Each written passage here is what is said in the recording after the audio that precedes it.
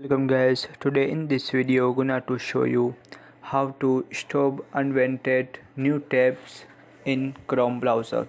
So guys, if you want to stop unwanted new tabs in Google browser, so very easy.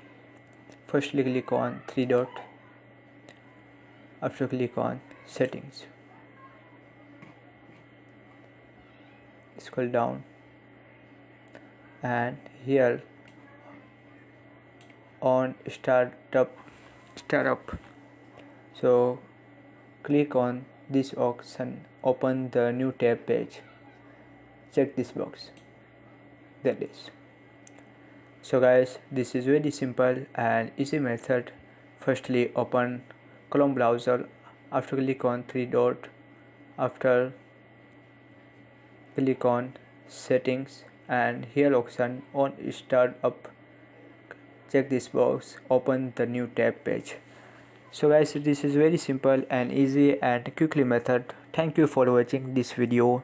Please subscribe my channel for latest update.